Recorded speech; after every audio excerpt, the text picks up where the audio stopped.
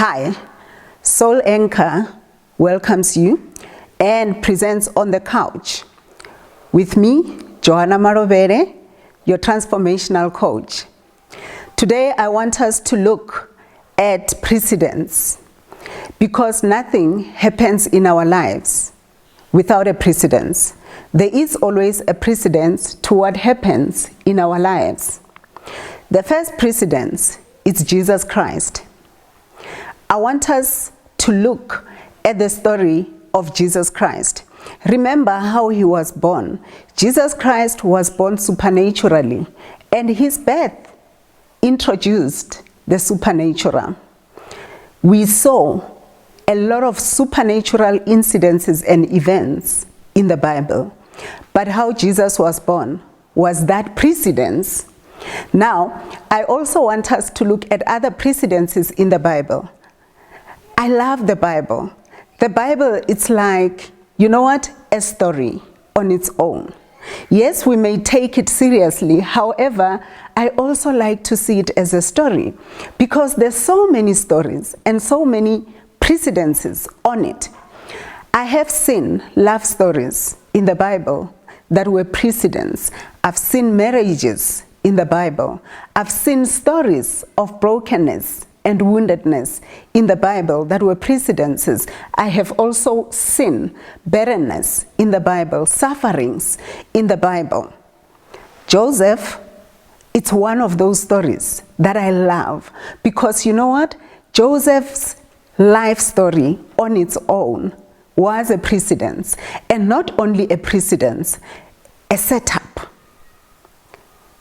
In that precedence, we see how God set up Joseph from his sufferings. From his sufferings.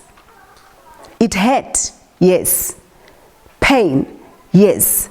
He moved from a fire to a furnace each time. But with his story, amongst the pain and the hurt, we see the story of total forgiveness playing out. Now, I want to take you to my own life journey, my own story. I lost my older brother when he was 21. He was my hero. He is the man who taught me how to stand the heat of the stage. He taught me that the stage, it's not gender-based. The stage doesn't need gender. He taught me how to fight bullies that were boys. I didn't have to rely on him, because he had empowered me with skills to fight bullies. Today I stand as this dynamic woman who's not intimidated by men on stage. I stand and occupy my position as a woman in the stage of my life because of my brother. I lost him when I still loved him. I lost him when there was still a lot going on between me and him. It was a precedence. I lost my father. It was a precedence. You may ask, a precedence to what? A precedence to so many losses I was to incur thereafter in my life. However, when I lost my brother and my father, I still loved them. I still wanted to journey with them. My journey with them was beautiful. It had its own challenges, but it was just beautiful. I still loved them. Then an ectopic happened in my life. When it happened, I had lost before, and in my loss of my dad and my brother, I didn't only survive, I thrived. Because you know what? Life goes on. But for my life to go on, I had to let go when it was time to let go, so that I could let on. Nobody can decide for you how you must mourn and how long you must mourn. I had an ectopic pregnancy. It wasn't easy. It came as a shock for me. However, it was a precedence for so many losses to come, like I said. Before that ectopic, I had suffered 2 miscarriages. But when the ectopic came, I didn't know whether I was still going to have children or not, because I had lost 50% chance of having children because the left side of my fallopian tubes was not functional. However, it was a precedence. As if it was not enough, I loved the children I carried because I was looking forward to having them. Just like my dad and my brother, I lost it when I still loved it. Relationships in my life happened. Some remain, and some I lost, but I had a precedence. Even when I lost those, I learned from the previous precedences not to focus on the pain and the hurt, but to allow the pain and the hurt to pull me to my vision pole.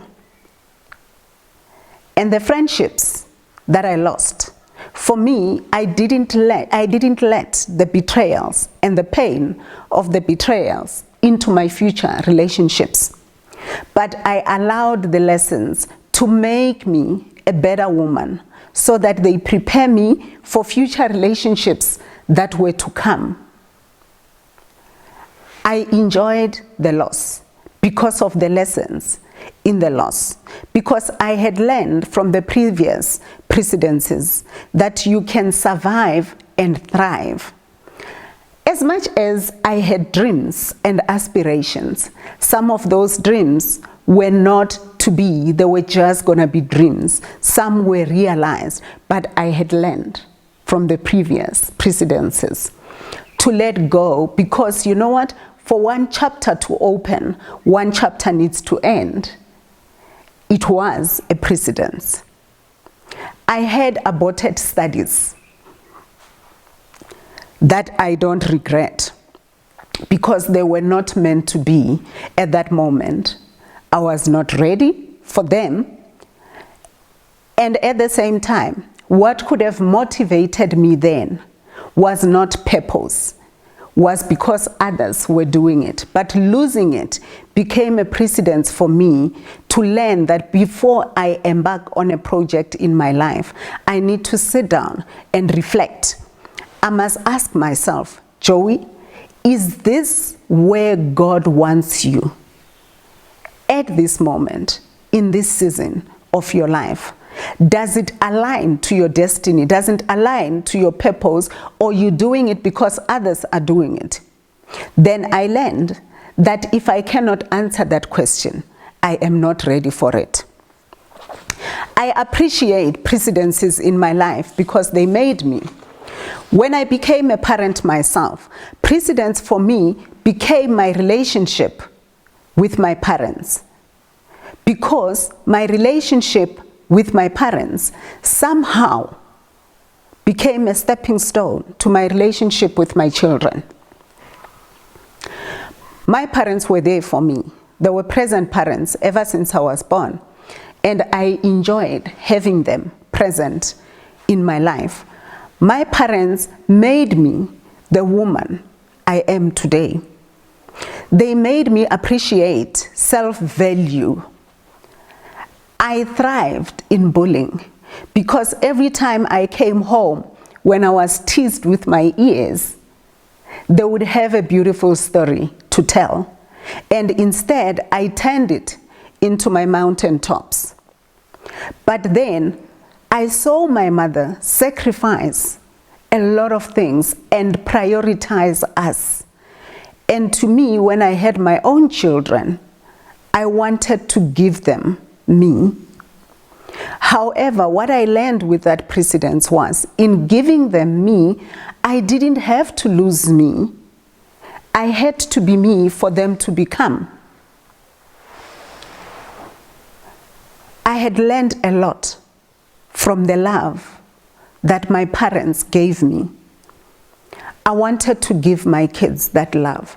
However, I learned in the process that I had to choose to be the mother I wanted to become from the mother I had.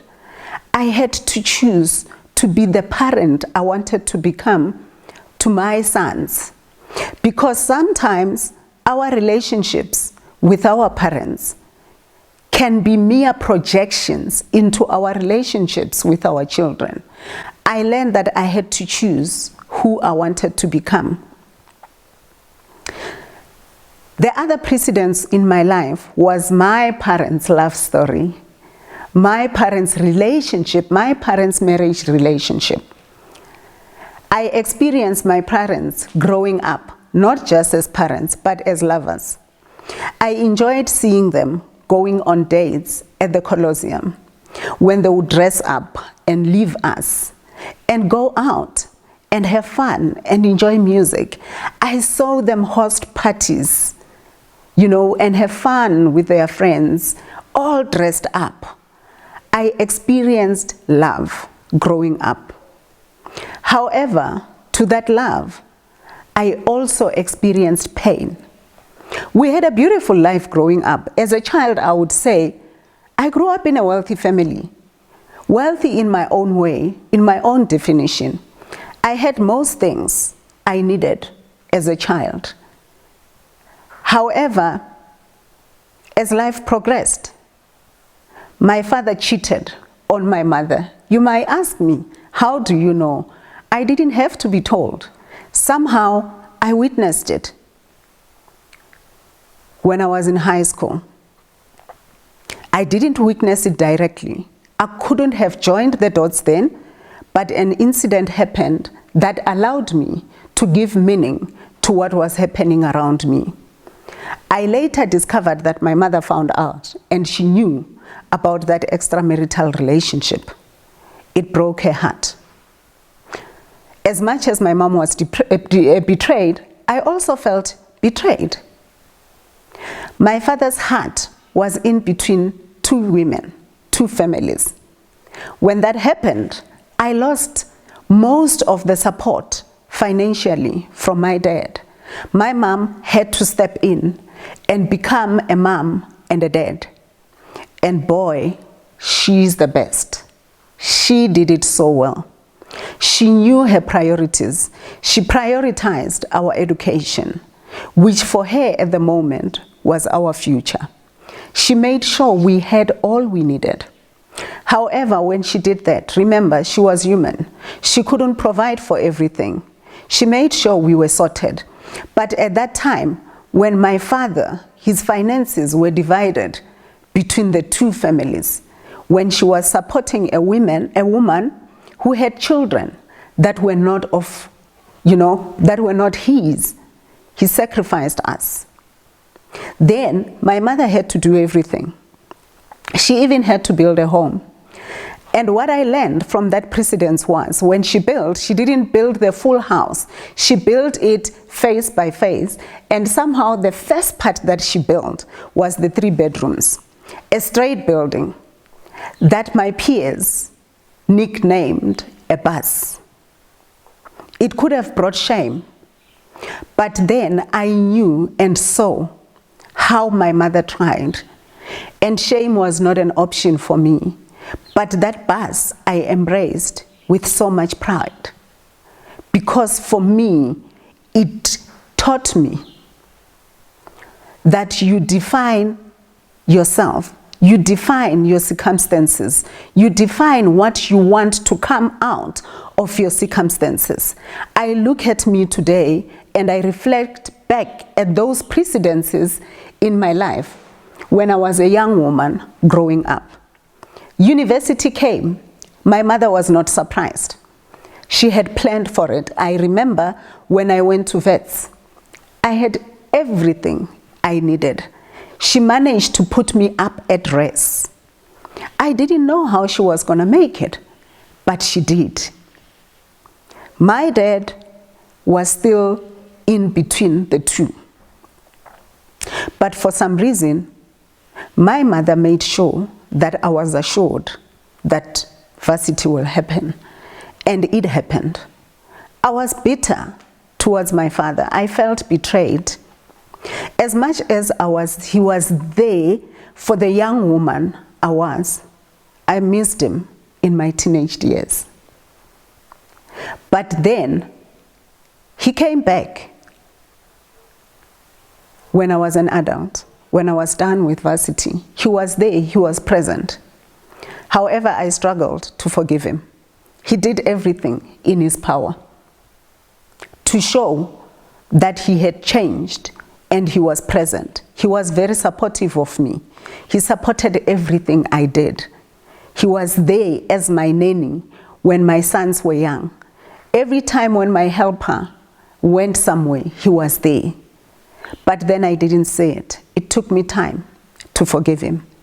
But because there had been precedences in my life, when my sons were growing up, I saw they worshipped the ground Gugu walked on. My sons loved my father. They loved my father and he loved them. But then this other day, my husband, so many times, he had persuaded me, he would ask me to forgive him because he saw the man he was becoming. The other day I asked myself how I see my dad and how my sons see my dad, their grandfather, was different. When I stopped judging him for the mistakes that he did in his life, I started seeing him differently.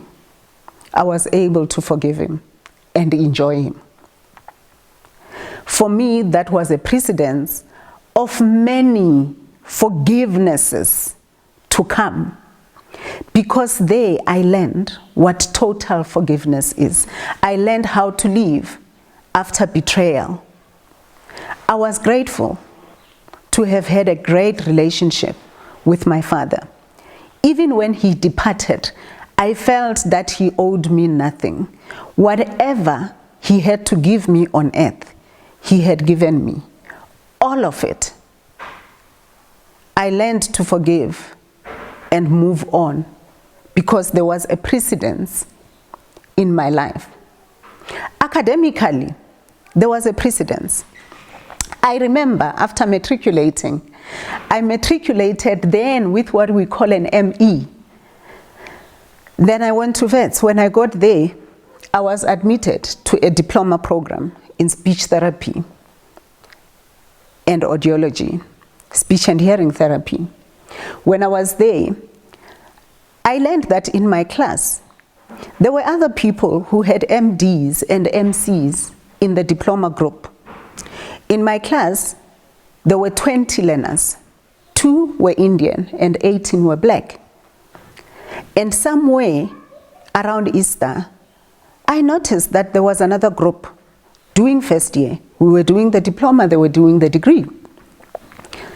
I wondered why there was no black person in the degree program.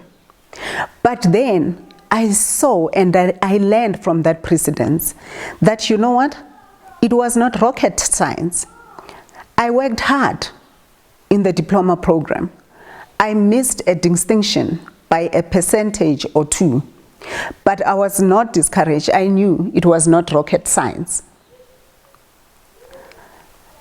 I went back to vets for the degree after the diploma.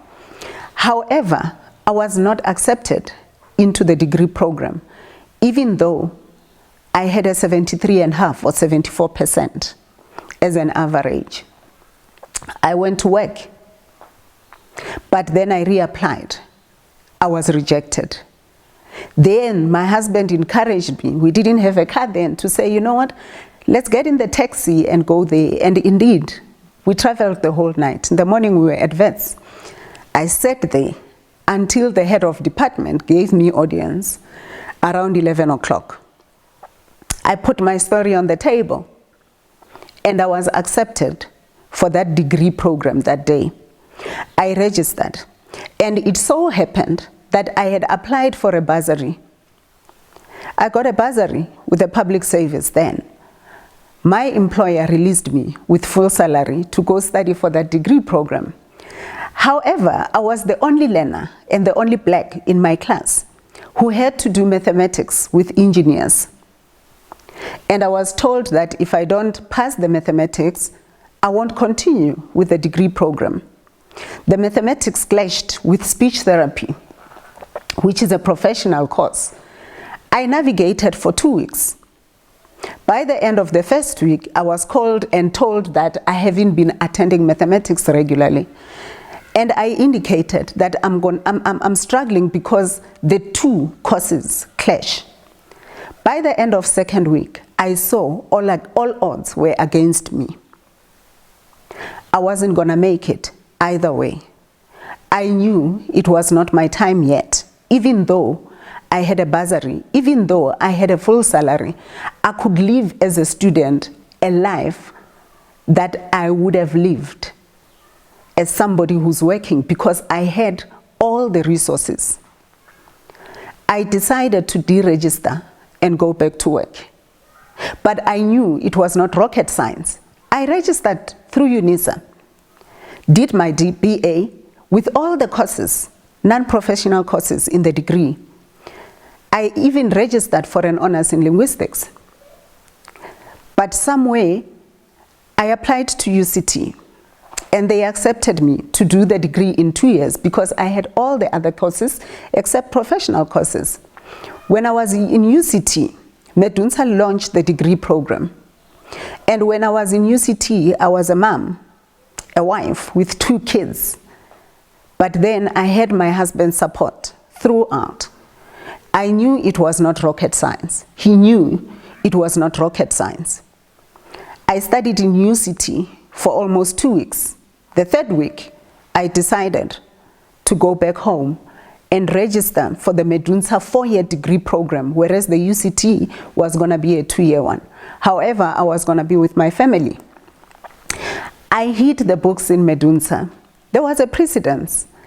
I had passed my degree, my diploma well.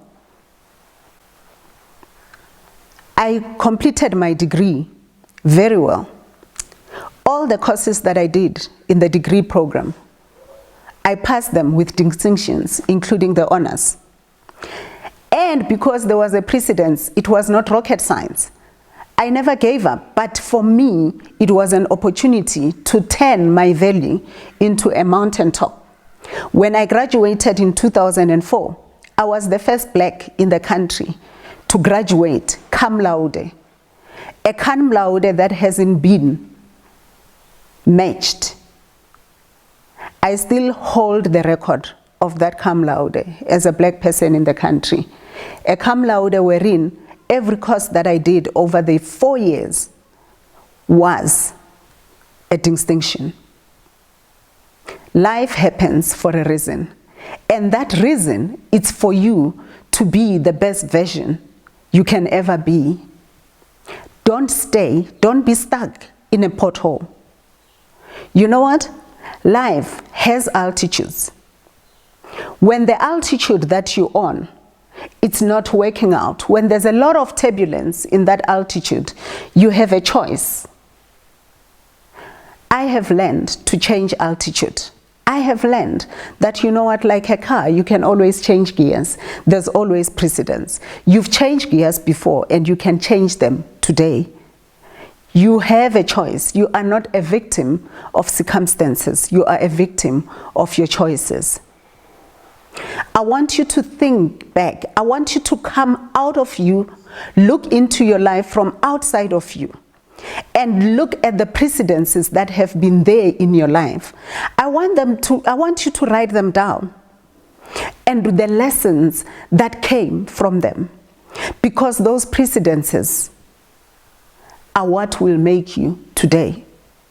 You will not give up, because giving up is not an option. You haven't survived, but you thrived in the past. What stops you? You are unstoppable. Thank you for listening.